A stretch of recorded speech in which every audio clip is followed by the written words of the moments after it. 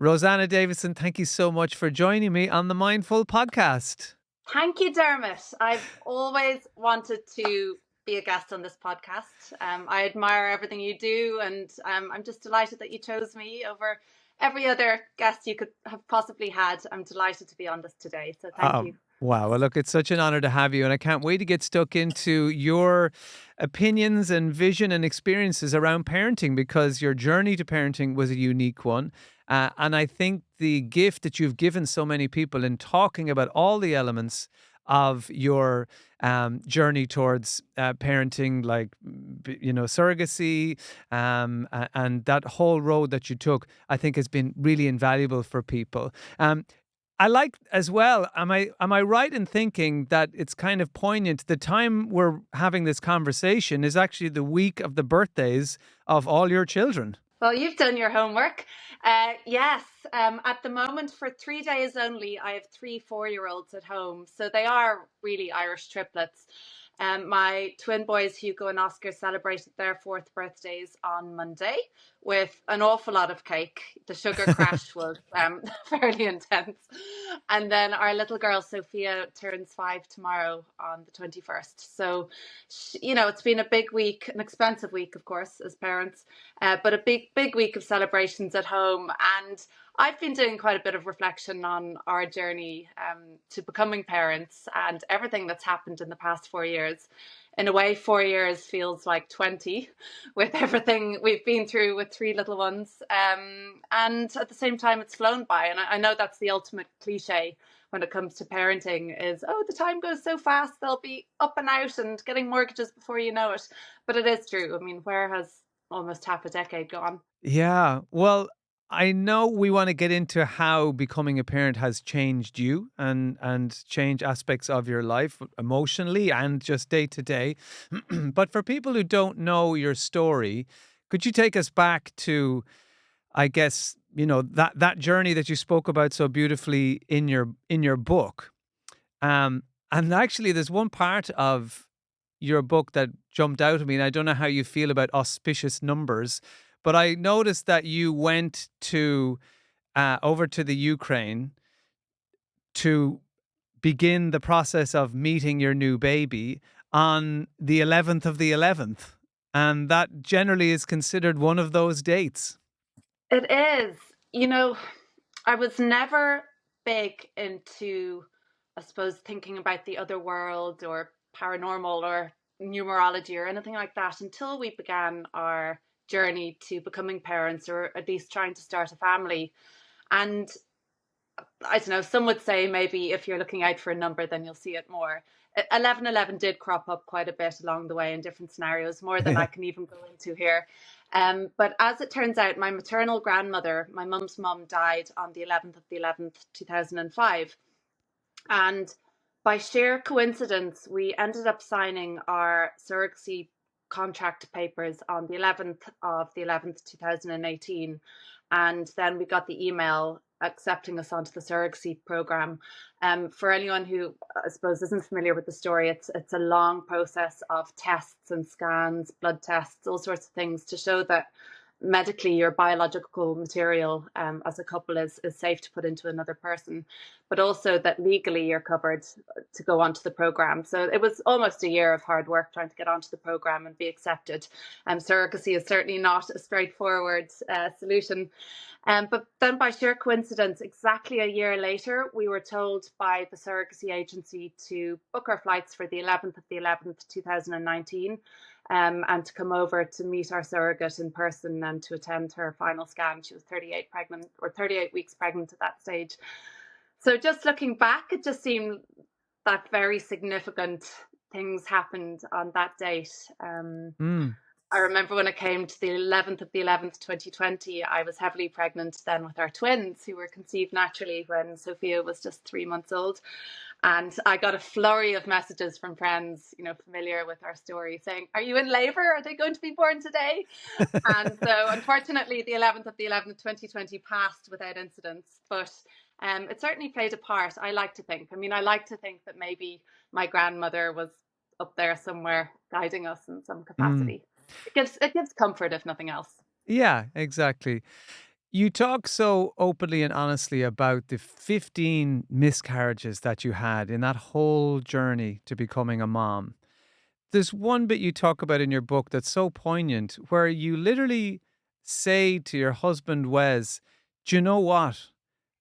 If you want to leave this relationship and find someone who can give you children, then do it. I Mm. can't imagine how difficult it is to say that or how difficult the road is that brought you to that point where you're willing to say that. You know, it still makes me emotional to think about it, particularly in context of what we have now. You know, Yeah. all our dreams have come true.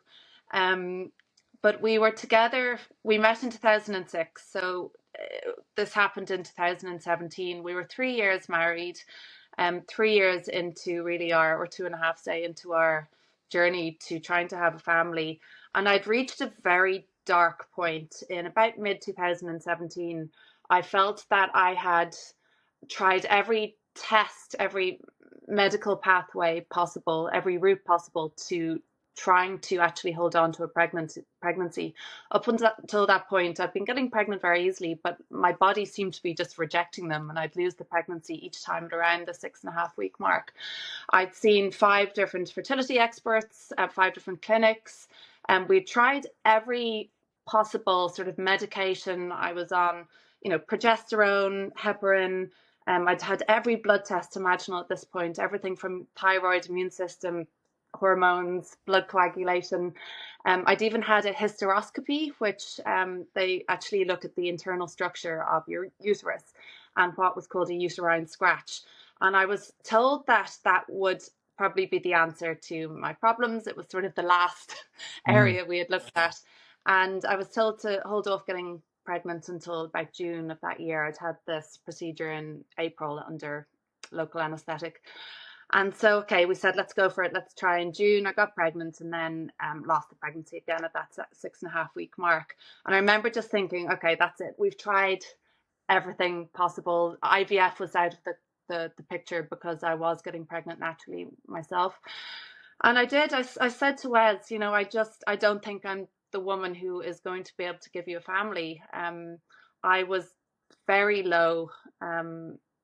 I felt like my body was broken. And it's not that I was attached to everything that I was as a person or as a woman was attached to sort of my ability to procreate. But I felt that my role as a wife and my role at this point in my life where we did want to have a family ourselves was, it was down to me. Wes's fertility had been checked. He had had all sorts of karyotyping, genetic testing, sperm analysis, all sorts of things done.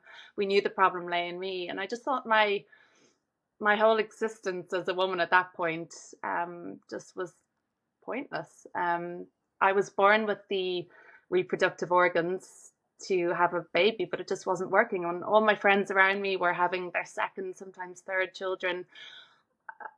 Until we really started trying. Miscarriage, infertility, pregnancy loss wasn't really on my radar, and it Mm. just goes to show how much the conversation has evolved and changed in the sort of almost a decade of time since this happened to us. It wasn't talked about back then. It was Yeah. stigmatized, and that's been a really positive development, I think, in Ireland. But yeah, I just said to Wes, I'm not the woman who's going to be able to give you children. I think maybe it's time to deal with this and maybe move on. And I knew it. Yeah, I knew he really, really wanted to become a dad. Around that time, he'd gone out with his friends on a night out, probably had a few too many lemonades, and he'd come home. It was about 12:30, got into bed, and he burst into tears. I said, "What's wrong with you?" Because he's not the best at showing his emotions, as many guys are. And he said, "I just want a baby. All my friends were talking about their babies, and he had friends whose wives were pregnant or who had newborns at home, and it just really hit him hard that we were still struggling and it wasn't looking likely." So yeah, it was a difficult conversation to have. And I thought about it for a while before I brought it up, but he laughed. He kind of laughed at me and said, "We're in this together. We're married. You're the person I want to be with, and we'll deal with whatever comes our way. We're in this together." And he was always the one to pick me up and dust me off whenever I'd had a pregnancy loss. And maybe I can talk a little bit in a while just about how to deal with infertility in a relationship or as a couple. But we did speak about how our lives might look if we didn't have a family. We did begin to prepare for it. We talked about, maybe the travel we'd do or where we'd live or business ideas. So we did look at life beyond Mm. family. There's a poignant moment where you talk about your 15th miscarriage, and that's even just sounds strange to say because you just can't imagine the trauma that road, um, the trauma that you experience along that road to get to 15. But you talk about how you lost the baby tragically at 10 and a half weeks, but you were celebrating almost in that that was the longest you had managed to carry an embryo. Mm. That was a bizarre situation. It was early 2000 or early 2020. Sophia, our baby by surrogacy, was 3 months old. I had just been on the Late Late Show actually at the end of February that year, talking about our surrogacy process and how we needed medical intervention to have a family, and how it was important to have this conversation about surrogacy and different routes to parenthood. And I realized a day or two after that I'd missed two periods. I hadn't had one since December. And really, I put it down to just exhaustion. I had a newborn. She liked to party all night long and sleep all day. And, they always say, sleep when the baby sleeps. But you do the laundry when the baby does the laundry. I mean, life still has to go on as well. So I was exhausted. I probably wasn't eating very well, living off coffee and snacks. So that's what I put it down to. And it was early March, say the first week in March, and I started getting severe cramping and bleeding. And I said, "Oh, my period's finally arrived. It's probably going to be heavy because it's late." And about an hour later, I was writhing around on the kitchen floor. And sorry, this is so TMI, but we are talking about female reproduction here. But I Mm. mean, there were clumps of tissue, pools of blood. And my Wes actually, he was looking after Sophie at the time. He said, "I'm ringing your mum. This isn't normal." And I said, "No, no, it's just a heavy period. I'll be fine." And he goes, "No." So he rings my mum. It's about, say, 7:30 in the evening. And he says, "Diane, you need to bring Rosie to hospital. She's severely bleeding. I don't know what's happening." So my mum comes over in a panic, brings me straight into A&E at Holles Street. She actually collects some of the tissue samples that came out of me in a plastic bag. We take everything in, and the samples, I do a blood test and a urine test, and the samples are tested. And the nurse comes back into the room a while later and says, "When was your last period?" I said, "December 19th. She goes, "Okay, well, you were 10 and a half, almost 11 weeks pregnant." And I said, "What? That's amazing. I can't believe it. I've never got to that stage. Oh my gosh." And I think my reaction really surprised her, because she's probably used to delivering this news to women and it's devastating. And, I just said to her, "I've never got past 6.5 weeks. This is incredible. Something has changed in my physiology." And she and then a doctor separately both came up and said they were so kind and so sweet. And I just have to say they're brilliant in there. They saw me so quickly and really looked after me.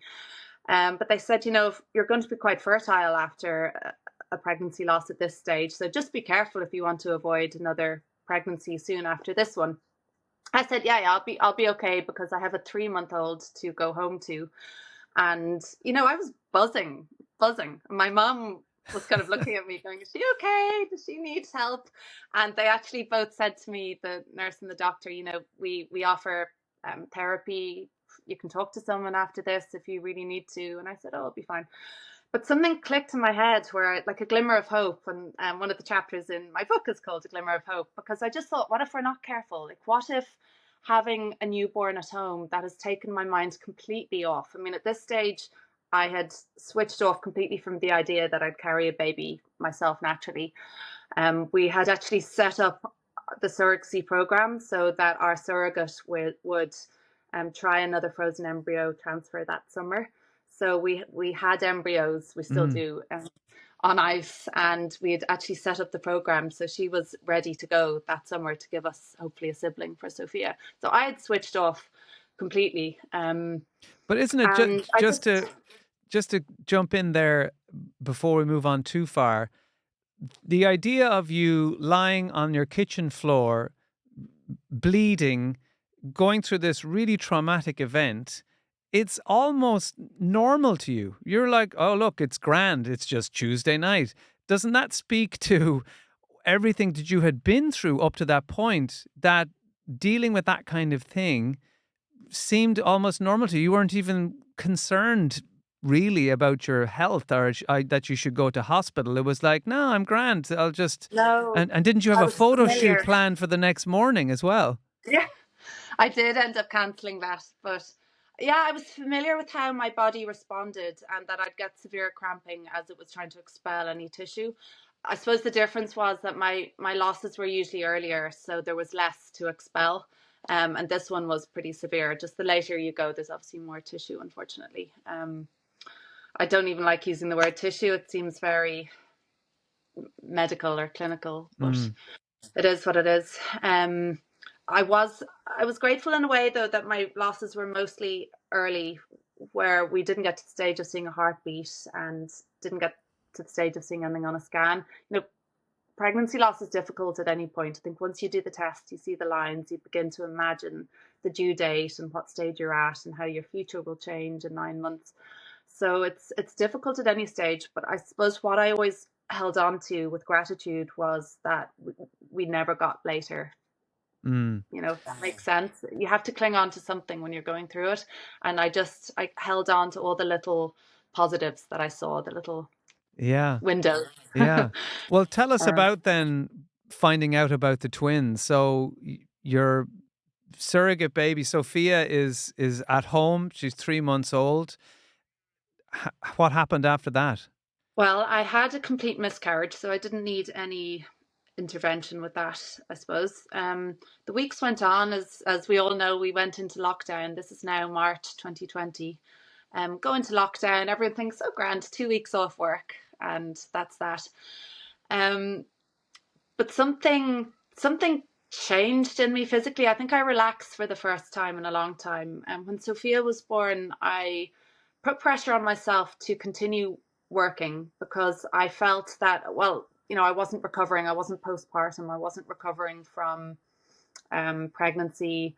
I didn't have any excuse in that regard. I still had a newborn, obviously, to care for, and I was so um, obsessed with her that I didn't Mm. want anyone else to look after her, bar my mum. So I didn't have any help with her either.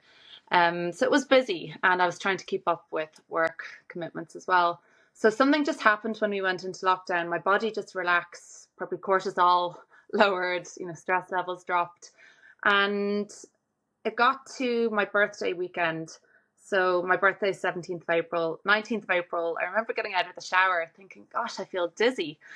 What's that about? And I had this stash of pregnancy tests because I used to buy them from different pharmacies. I was always too embarrassed to go to the same pharmacy all the time to buy tests. So I used to stock up on different ones from different pharmacies. You know, expensive collection to Yeah. have, but there you go. So I took a test and immediately the test line came up bright pink. And so I took it down to Wes and showed it to him, and our faces just dropped. We both thought, "Oh my God, what have we done?" Um, and I suppose just to mention that when you do want to have a family, you never stop trying. You know, I always had this thing of never wanting to waste an egg, even though we weren't actively trying. I wasn't trying to prevent anything either. So we both, our faces fell, and we just thought we can't go through another awful miscarriage because that's what's going to happen. That's what always happens. We're going to be in lockdown. We wanted family support, and you know, I can't say we were overjoyed to see this pregnancy test. But a few days went by, and nothing much happened. So I didn't have any idea of what stage I was at of the pregnancy because it was off straight off the back of a miscarriage. So you know, your cycle's a little bit off. So I just contacted one of the doctors I'd seen originally, and he offered to bring me in for an early pregnancy scan. So I went in without Wes because of COVID restrictions, and he did the scan and he identified an empty sac. And he said, "Look, I'm really sorry, it's not looking good. If you think you're whatever 6.5, 7 weeks, then an empty sac isn't a good sign. But maybe come back in a week and we'll see if anything changes." So over that week, I actually felt increasingly nauseous and tired, and all the early pregnancy signs. So that was encouraging.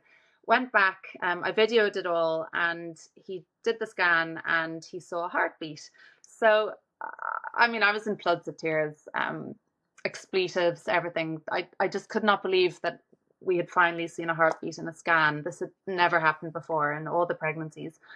So I ring Wes on the way home, told him that, and we were excited, but we'd never ever ever think it would actually happen. I just had to just brace myself for a loss. So went back third week in a row, and the doctor did the scan again, but he said, just wait a moment, I'm going to call a nurse in. So I was like, okay, that's odd. Called a nurse in, and he did the scan, and she was there to confirm that what he was seeing was twins. Mm. So he identified two heartbeats, two sacs, and he was able to confirm at that point, about 7 weeks, that they were like identical twins who were sharing a placenta. So me again, filming, floods of tears, called my parents and Wes on the way home and said, "You need to sit down. You're not going to believe this." And really, I was lucky. I was a smooth pregnancy. Right up until the end, the boys were just due 5 days later than they were born. It turned out that one of them was getting less blood than the other, and Oscar was growing more than Hugo. But apart from that, it was actually quite a Mm. smooth pregnancy, far less anxious than our surrogacy pregnancy, because I felt I had more control. And I think once you can feel movement, then you kind of know that everything is okay. And there was movement. Think of all the limbs, elbows, knees, Yeah. fingers. Well, It was like aliens in me when they got bigger. what was going through your head? You think the whole miscarriage journey, the surrogacy journey, this new baby in your life, and then suddenly out of nowhere, these twins arrive against all the medical and scientific information you had had up until that point. What was going through your head? Did you think this is divine intervention? This is something I've done differently? What were you thinking? It was a bizarre spectrum of emotions. The original, just before we decided to pursue surrogacy, I'd spoken to one of the original doctors I'd seen, and he said, "Look, we've tried everything. I think that you're not going to be able to carry your own child." So, yeah, did surrogacy. I spoke publicly about how I couldn't carry my own child and we needed medical intervention, we needed a surrogate. So, I unexpectedly had to face what I can only describe as survivor's guilt, where only a few months before I'd been on national TV talking about how I couldn't have my own baby, and I'd had a flood, I mean, maybe thousands of messages and emails from other women, other couples who were going through IVF or surrogacy, and, were saying maybe thank you for normalizing it or contributing to the conversation. And, I felt really proud that I was in a position to be able to use my own experience to talk about fertility and pregnancy loss. So then to be told that I was carrying not only one, but two healthy babies that looked like they were going to term was a really strange dichotomy. It was, on one side, obviously the joy and excitement and amazement that I was finally pregnant with two babies, but also the sort of sense of guilt and sadness that I felt for all of the women and men that I'd spoken to in the previous few months. So it took me a long time to sort of rationalize it and come to terms with it in my mind, where I thought there's no point in feeling guilty because this is what I wanted. But I didn't really know what the reaction would be either. Thankfully, it was when we eventually did. I was about halfway through when we announced it, before I even told my friends, to be honest. But the reaction was just overwhelming support and positivity and love, and we'll Mm. never forget that time. It was incredible.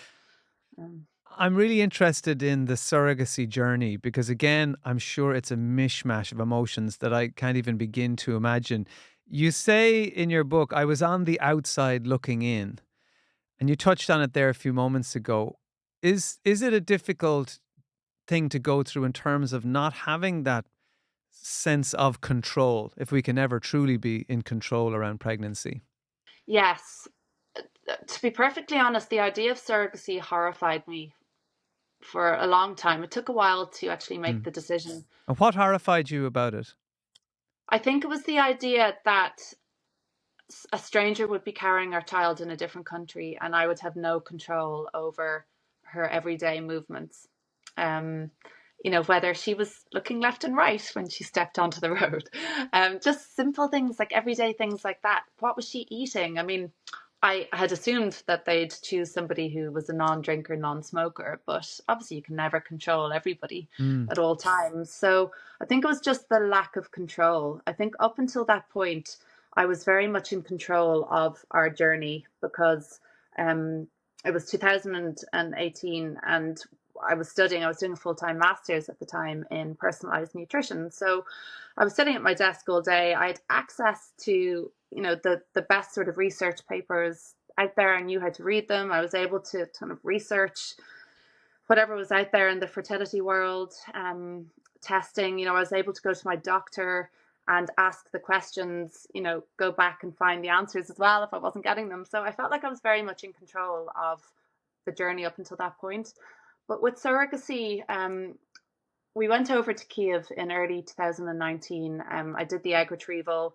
Wes did his bit, which was altogether easier than my role in the whole thing. But we we were lucky. We had quite a few fertilized eggs. And then they did the frozen embryo transfer into the surrogate in March of that year. And really, it was quite a quick process. I did mention that getting onto the program took most of 2018. That was a lengthy process. And again, I suppose in the last few years, I've spoken more about how it would be amazing to have a one-stop shop to simplify, I suppose, what you'd call it. But for couples pursuing surrogacy, somewhere where you could get all your testing done, all your scans, all the paperwork. The most important thing is to be covered medically and legally when you're embarking on surrogacy. Mm. And luckily now, I'm very proud to have been part of the conversation, part of the push into getting legislation brought into Ireland, which was signed in this year by our president. So it's still being worked on. There's more work to do, but it'll just pave the way for couples who are pursuing surrogacy now. So the next step is just to medically make it easier for Mm. people. Sorry, I'm going off on a tangent, but I just feel passionately that the testing that was involved in getting us into the program involved everything from ovary and breast scans to I remember I had to get a lung scan to make sure I didn't have tuberculosis, STD tests, hormone tests. I mean, everything. And they'd have a 3-month expiry. So if you didn't get everything else done in that time, you'd have to repeat the tests because of the expiry. So that's what took the time.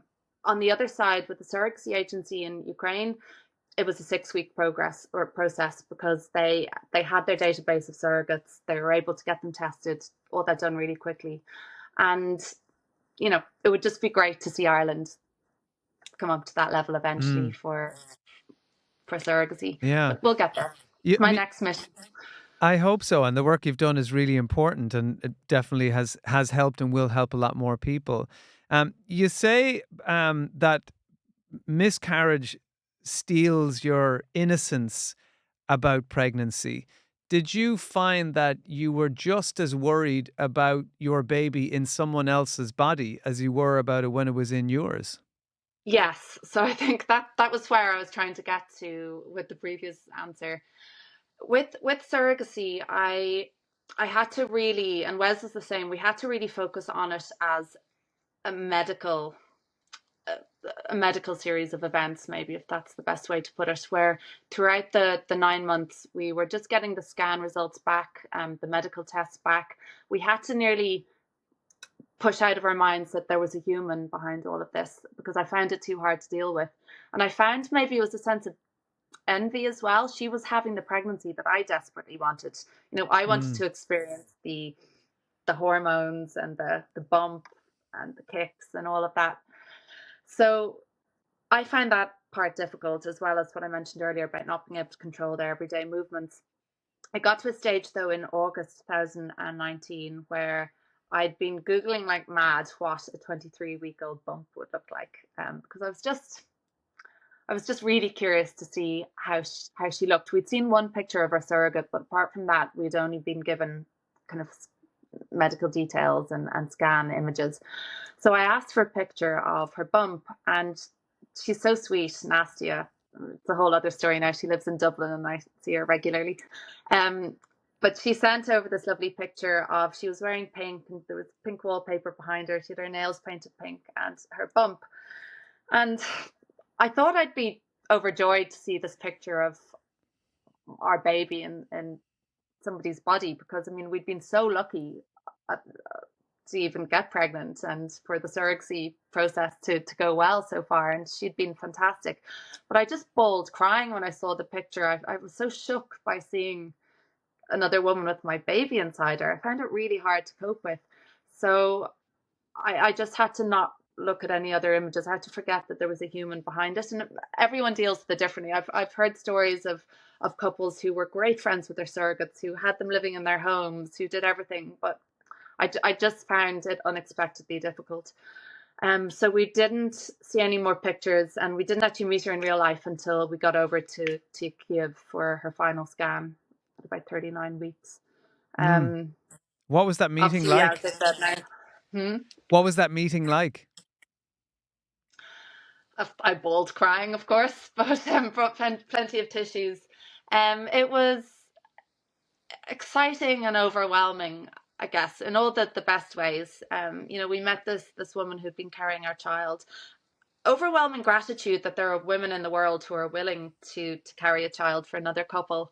I just think it's one of the most amazing gestures, one of the most amazing gifts you can give another person. Mm. And she was very clear. It was commercial surrogacy, so I suppose you could say it was a business transaction for her to be able to buy an apartment. But what she was giving us was a child, and to her, she knew how much that meant to us. Funnily enough, as it turned out, not funnily enough, but when the war started in Ukraine, the apartment that she had bought with surrogacy money from us was taken over or destroyed in the process of the war. So we were able to give her an apartment in Dublin to live in, and she brought her family over. That was 2022. So it just sort of came full circle, which was, I think, pretty extraordinary. And she Yeah. gave us life, and I suppose we hopefully saved her life as well, and that of her family. And she has a little girl who's a little bit older than Sophia, and they have play dates together. We're going to her little girl's birthday party in a few weeks. So it's just, yeah, it's extraordinary how it happened and it came around. Although it was an interesting text I had to send Nastia in June 2020. She was gearing up to start the surrogacy program again, which means, starting on hormones and getting the tests done. So her womb lining was, at the right point for the embryo transfer. So once it was a strange timing issue, because once I had to wait until I was 14 weeks, I think, until I felt confident in telling her that I was expecting twins. But I just had to send her a text a few weeks before she was, meant to do this transfer for us again, to say, we're not going to be needing your help. I'm really sorry, but I'm actually pregnant with twins. And We got the sibling thing covered here. Oh gosh, yeah. Can you imagine? I mean, sometimes I think the timing. First of all, initially I really wanted twins out of her pregnancy with Sophia, and we did transfer 2 embryos as was advised by the doctor. And I was there thinking, oh, it'd be great just to have twins and not have to go through this all again. We just got Sophia. She elbowed the other embryo out of the way. But then I was just thinking, imagine if we had gone for surrogacy again and maybe got twins, and then I end up pregnant with twins. we'd have 5 babies, and then you would have never seen me again. Yeah, 5 babies, all under like 4. Yeah. So we are lucky with the timing. We're lucky in so many ways. I mean, even the timing with when the war started in Ukraine, we were out of there with Sophia and we didn't have to go back again, and just so many things just fell together for us in the end. You were in the room as well when Sophia was born, weren't you? I mean, you were there for the labor and the moment that she emerged into the world. Yes, that was amazing.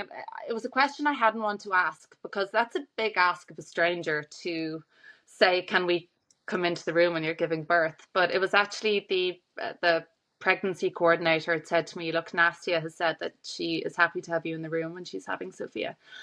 So that was a big moment. I mean, it was such a trust, I suppose, for her to give that to Mm. us. And it's a moment I think about it nearly every day. Actually, it's a moment I'll never forget, because we were in the hospital. It was Thursday 21st, so tomorrow 5 years ago, 21st of November, and we got a call from the pregnancy coordinator saying she's in labour. She's this much dilated. I think you need to come. So we were just getting our breakfast, hopped in a taxi to the hospital in Kiev, and sort of checked in. We were able to leave our bags in the room, and we had about an hour then before we were brought upstairs. And just as Sophia was crowning, we were able to walk into the room. My mum was there as well. And Nastia was incredible. I mean, she was just laser focused on pushing this baby out. And I was there like a puddle. I mean, an absolute mess of overwhelm and tears and joy and fear and exhilaration. Like, it's hard to describe watching a stranger give birth to your child. And no matter how many times I tell the story, I'm just like overwhelmed with what actually happened. Um, but it was, Sophia was handed to us. She was cleaned and weighed and that kind of thing, and then handed to us, and then she was ours. And she was ours to look after, and we'd never looked after a newborn before. So Wes, a couple of days before that, in the apartment we were staying in, was looking at YouTube videos on how to change nappies and make bottles and all this kind of thing. So we were totally new to it, but you do learn quickly. Mm. I stayed up all night that night just watching her. It was just, yeah, it was an incredible time. Was any part of you worried that, and I'm sure you get this asked a lot, but that your wonderful surrogate who's carried the baby would have an attachment that would make it difficult for everybody? I did speak to her about that afterwards, and she said that no, she went into it knowing from the beginning that it was really a means to an end for her, in the sense that she wanted to buy herself an apartment for her and her little girl, and that she knew it would never be the case that she would feel attached to the baby. And since having my own babies, I can understand how she felt like that, because I sort of didn't let myself get attached either during my own pregnancy. It's only kind of when they're born and you see them that attachment starts. So she was very interested in meeting Sophia and getting to know her. And since she's lived in Dublin, she's got to know her more. And someday, I mean, Sophia's a little young now to understand, but someday I will explain to her what happened. I suppose that's why I wrote the book as well. That was one of my main reasons, was that while everything was fresh in my mind, I wrote it just when the boys were a few months old. I don't know where I got the energy from, but you do what you have to do when you have a deadline.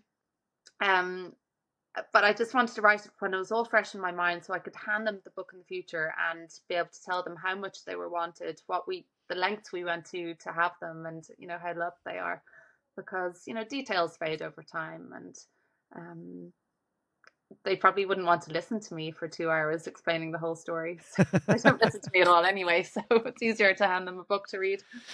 Well, actually, I think the detail in your book is really important for people. It's important for people to know, the journey that you were on through the miscarriages and surrogacy. The one thing I'm so aware of is you were poked and prodded, and it's so invasive, that whole process. And I can't imagine what that was like, and how it changed your relationship with your own body. And everyone has an opinion on how your body is functioning, and everyone is involved in this very personal space. And I think the fact that you show in glorious detail all the things that you went through, I think that's really important, because we can soften it or wish a lot of it away in conversations and say, oh, surrogacy, that's fine. Oh, miscarriages, it's very sad. But, what you do is you show the reality of it. And I think that's enormously helpful for people. Well, I wanted to make the story very practical in terms of information and advice for others going through it, to maybe just prepare themselves for the length of tests. I mean, obviously everyone has an individual medical situation, and not everyone is going to have the same amount of tests that I had to go through either. But it's very physical. Your body just becomes sort of a medical, not experiment, but sort of, where we were just experimenting to see what would work and what wouldn't, and maybe what would, I don't know, suppress my immune system and what wouldn't. So you you start to see your body as just like a means to an end, if that makes sense. And yeah, the testing was extensive. I'm very lucky though that I had a very proactive, very involved, very positive and supportive GP throughout all of this. A female GP who really understood at a human level that I desperately wanted to become a mom, and she really helped me out. And she sent me for things like private smears, and I remember at one point I had to quickly get a blood test to the testing lab at UCD, and it would take too long for the courier to come, so I just dropped it up myself. So you become very involved in your own journey. Mm. But I suppose that's what I wanted, because I wanted to be involved. I didn't want to have to leave all the decision making up to somebody else. I wanted to be my own advocate as well. Mm. Birthday time with the kids. Can you give us a little window into what it's like now at this stage as a parent for Sophia, Hugo, and Oscar? What's life like? What kind of people are they? And what are the challenges you're facing these days? Well, that's how long do you have?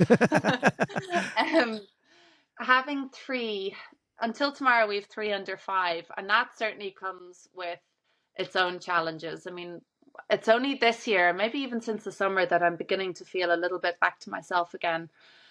From when they were born in late 2020 up until earlier this year, I was I just devoted myself. I am still obviously devoted to them, but they're in school now, so it's just given me a little bit of time back to myself.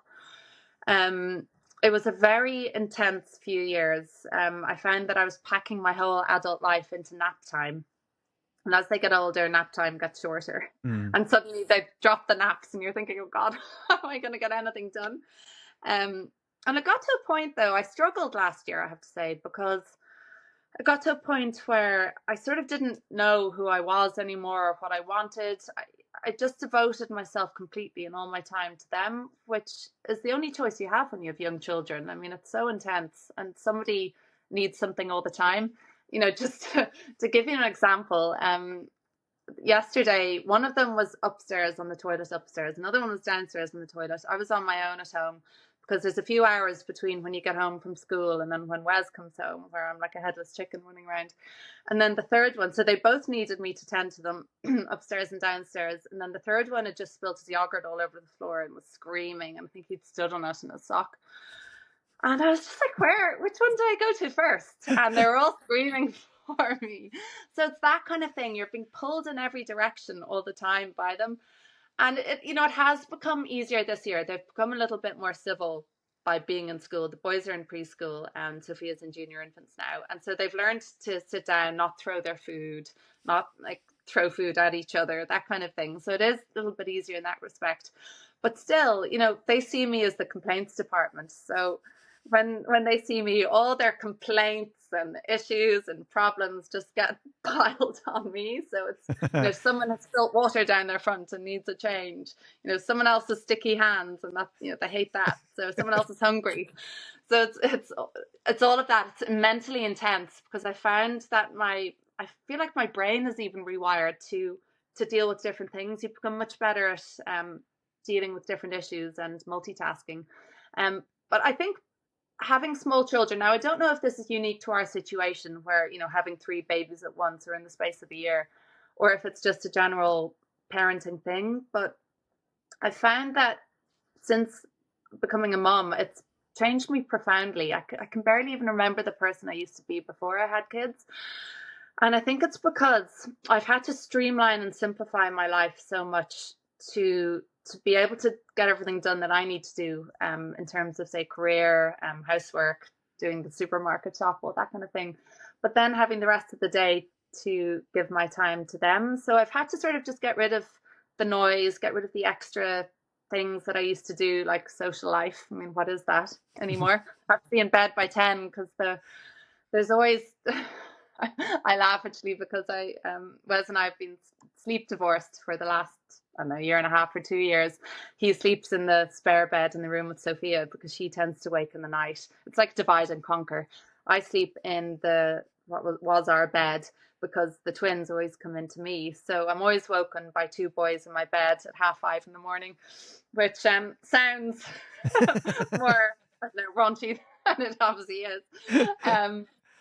But we laugh. I'm always like, oh, Wes, two boys in my bed.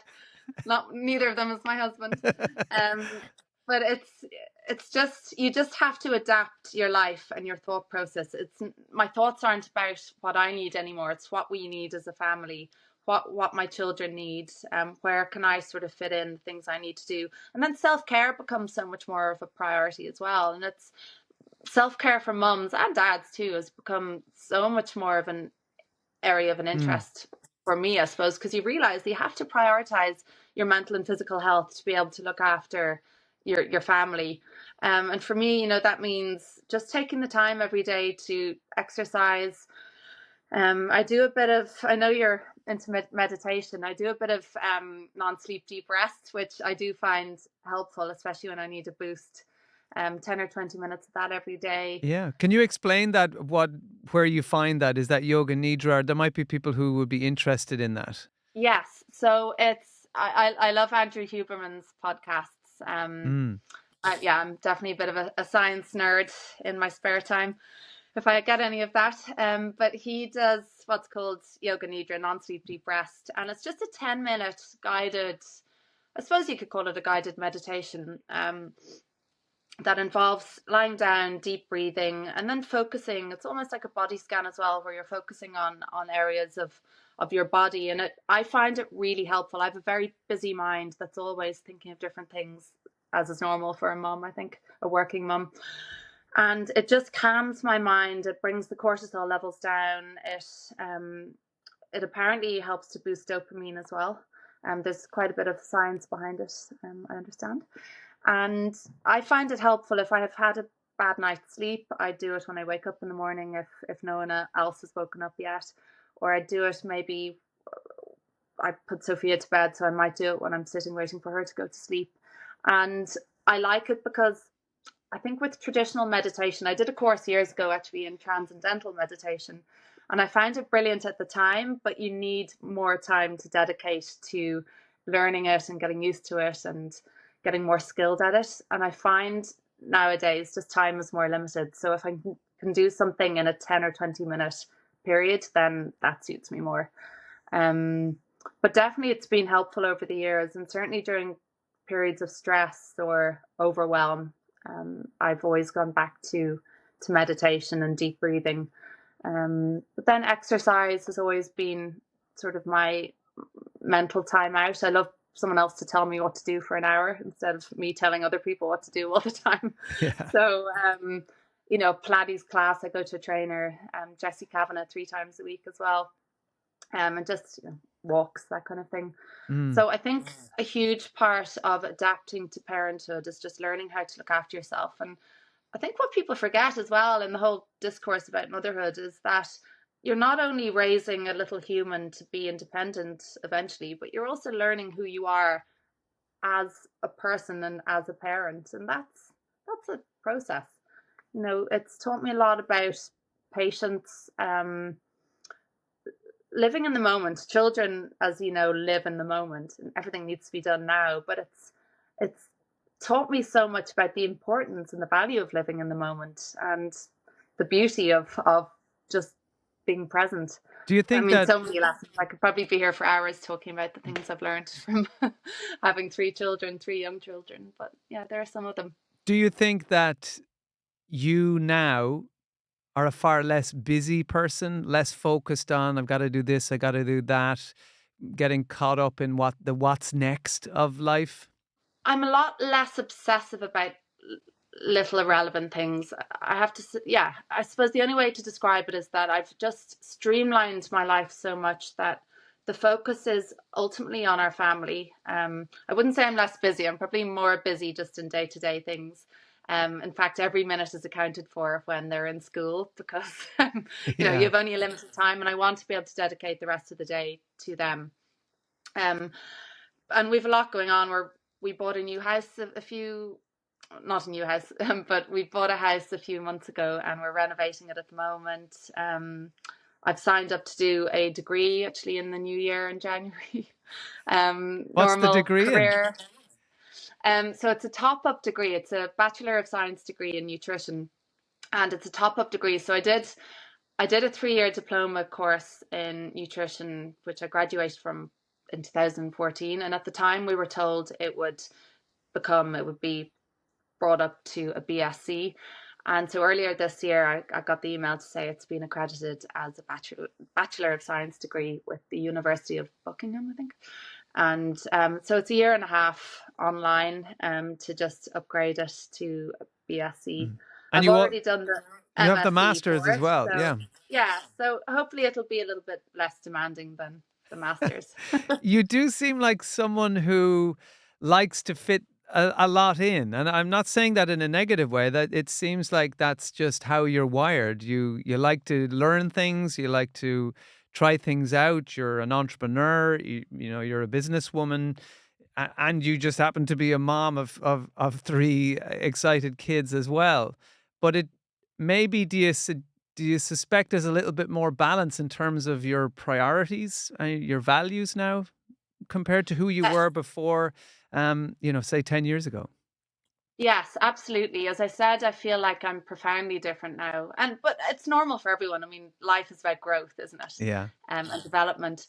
But I think now, I suppose my life just falls into distinct areas. So children and family, career, well-being, and then there's a little bit of time maybe left over for hobbies or Mm, learning. And I've always had a curious mind, and I've always loved to learn, and I've always had this pull to education. Um, I graduated from UCD back in 2006, and I got a first class honors degree in sociology. And at the time, I had only won Miss World a few years before that. So I got this call from one of the heads of the sociology department saying, "Oh, we'd love to offer you a PhD scholarship in sociological research. And it's 4 years, and you'd be a lecturer and this and that." And it was a real sliding doors moment because I thought, okay, I can go into the whole world of academia, become Dr. Davison, totally submerge myself in that, or else I can do the Miss World thing. And there were lots of fun things coming at me, and jobs abroad and travel opportunities. And so I went with that side of things. And that's fine. I'm delighted I made the decision because it suited my personality. I love being around people, and it's definitely, here I am still 20 years later or something. So I'm grateful for all the opportunities that have come my way, but I've always still had a pull towards education and learning. And I love the process and the reward that you get from study and the whole process of it, as much as it's stressful. And every time I've done a course, I've said never again. Too much. But then I get this pull back to it, and I think it's amazing. It's such a privilege to be able to learn and to fill your mind with new information. So, and I love the reward at the end where you get numbers or letters after your name that no one can ever take away from you. So I love that side of it. So I mm. suppose it's the dichotomy of maybe my personality in my life.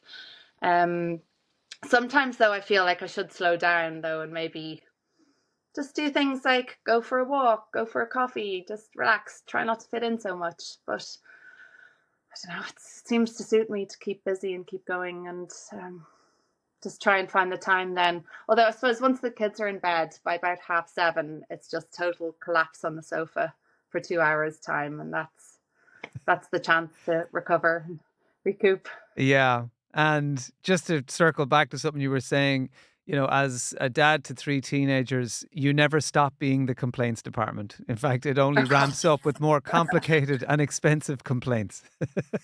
Well, yeah, everyone always says the bigger the kids, the bigger the problems. So if sticky hands and wet socks are the only thing I have to deal with at the moment, then Yeah. I Um, can only be grateful for that. I'm conscious of time, but you did touch on it earlier. navigating everything you've been through with Wes, the lessons you've learned in the relationship, the stresses that it put on your relationship, what were the key takeaways from all that? Do you know what? Well, my advice to any couple going through fertility struggles is to obviously support each other as a couple, but also find a way to deal with it as individuals. Because Wes and I dealt with it in different ways. He bottled things up until he got drunk and it all came out, whereas I was much more emotional and open. I found that I had to really talk about everything I was going through in order to understand it, and sort of make peace. I did a lot of work on myself in those years. And I think even talking about it now, writing a book, going on podcasts, having the conversation publicly, I think this is still a part of Mm, whatever self therapy I've needed. It's been really sort of cathartic. So yeah, I think as an individual, you need to find someone to talk to in confidence if you are going through something, someone you can really trust, who maybe has an outside perspective. Um, it's important maybe to even do what we did and plan for the future if it doesn't work out. Um, and then to support each other, obviously, in a couple and look after each other and just be there at the end of the phone. I just do think talking to other people is really important if you're going through it. And as I mentioned earlier, you know, being prepared to go into your doctor and ask questions. I wouldn't suggest doing research necessarily because it's overwhelming to Google things, and it's not the best answer to go to Dr. Google. But just be aware of what's happening, ask the questions, um, look after yourself, and look after your mental and emotional well-being when you're going through it. I found it a roller coaster to go through the hormonal ups and downs of early pregnancies. Um, so you just have to look after yourself, and you know, mm. And each I other. can't, yeah, and each other, yeah, Yeah. yeah. Um, Thank you so much for your time. Happy birthday to Sophia, Hugo, and Oscar. I hope there's lots of celebrations and um, Thank you. just thank you for all the work you've done in that space. When you see it becoming real legislation, that's I think where that busy go-getter academic side of you, has really woven itself in beautifully in that you've literally changed the way that other couples are going to have to navigate this and made it more positive. Thank you. It's not just me. I'm part of many voices out there. Irish Families Through Surrogacy is a group of parents who have been really pushing for this, and they've done the hard work. Yeah, maybe I was able to bring it into more of the public and media sphere, by my experiences, but so many people have worked hard behind the scenes for this. And yeah, I think it's just incredibly positive to see how the conversation has evolved and changed and become so much more mainstream in the last decade. And we've done so much work. I'm sure there's more to do as well. But I actually hope with this degree to be able to go more into the space of women's health and fertility, and to really use my own personal experiences and then academic side to be able to help women more. So it's just an area I've become really passionate about. But I think that's normal when you've been through an experience that is profoundly life changing, Mm. as well. You want to be able to help others.